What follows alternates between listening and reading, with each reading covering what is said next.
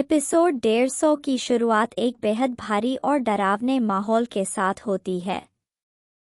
तारू अकेली खड़ी होती है और सामने शिरनामी मौजूद होता है। उसकी आवाज़ में अजीब सा ठंडापन और पागलपन झलक रहा होता है। वह बताता है कि जिस इंसान ने उस फॉरबिडन जुत्सु को अपनी ही पोती के अंदर डाला था, वह सच में कमाल का इंसान था। उस जुत्सु को इस तरह से सील किया गया था कि अगर वह कभी बाहर निकले भी तो कोई भी उसे दोबारा इस्तेमाल नहीं कर सकेगा।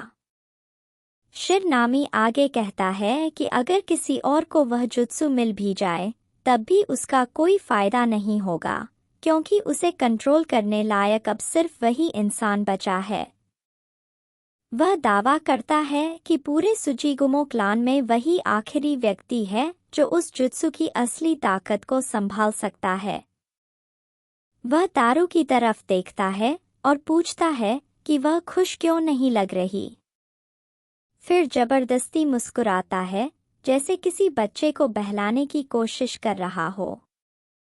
यह सीन साफ दिखाता है कि वह तारू को एक इंसान नहीं बल्कि सिर्फ एक साधन की तरह देख रहा है। इसके बाद शिरनामी अचानक तारू के पीछे जाता है और सुइचिगुमो क्लैन का फोरबिडन जुत्सु इस्तेमाल करता है। ज़मीन के नीचे से लाल रंग की चमक फैलने लगती है। हवा इतनी तेज हो जाती है कि पेड़ तक झुकने लगते हैं।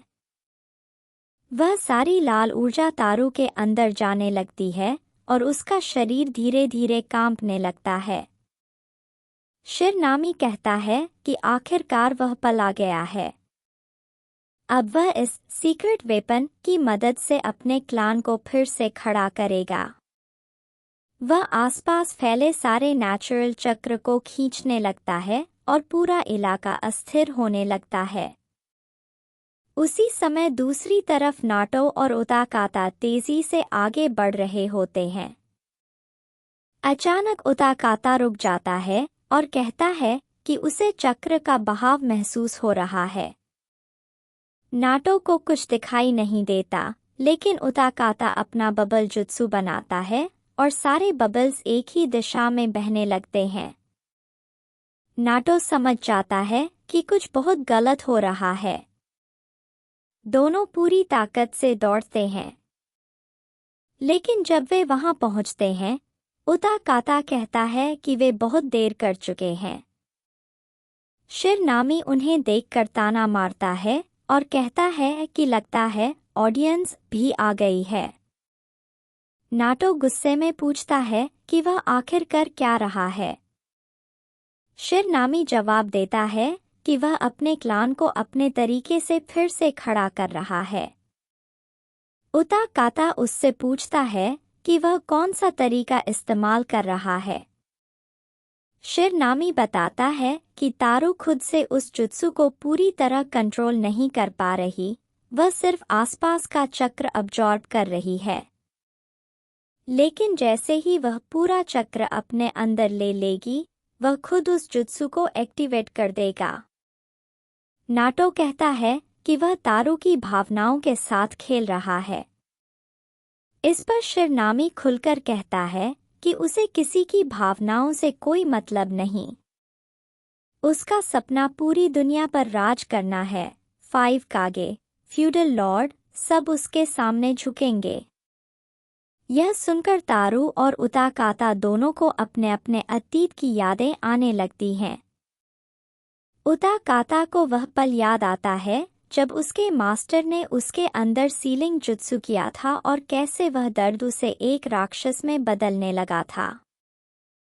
जब नाटो हमला करने की कोशिश करता है, शिरनामी उसे जुत्सु से जकड़ लेता है। उताकाता भी हिल नहीं पाता।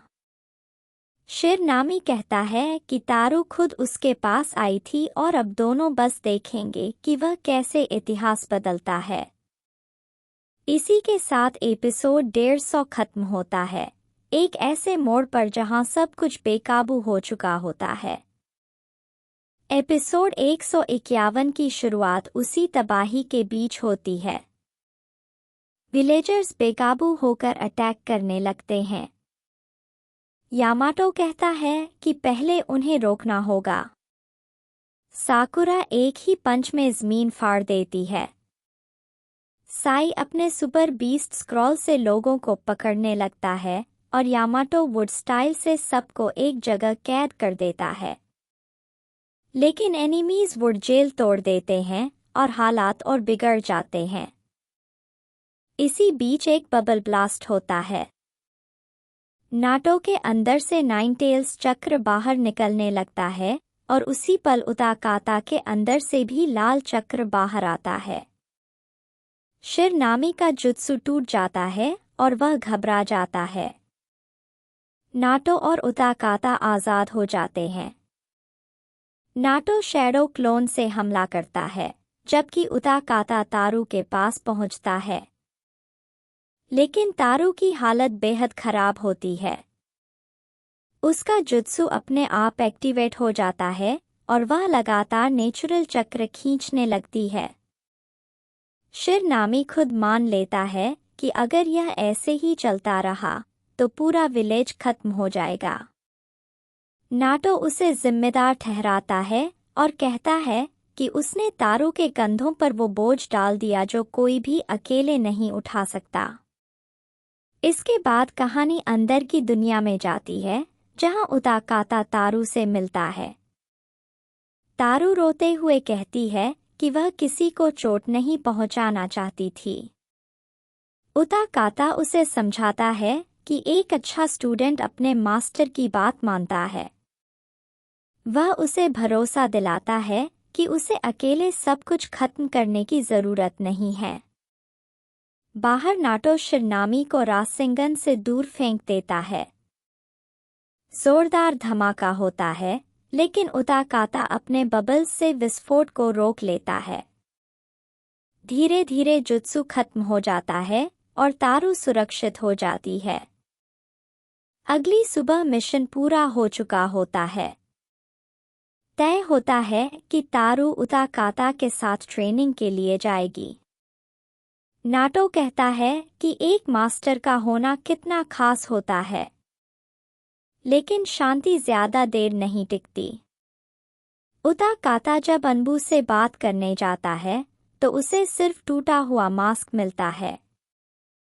तभी पेन सामने आता है और सिक्स टेल्स की बात करता है। जोरदार हमला होता है। दूर खड़ी तारू इंतजार कर रही होती है। ऊपर से बबल्स गिरते हैं। एक बबल उसके हाथ में आकर रुक जाता है और इसी सैड, अनिश्चित और दर्द भरे मोमेंट के साथ सीजन 7 खत्म हो जाता है। प्लीज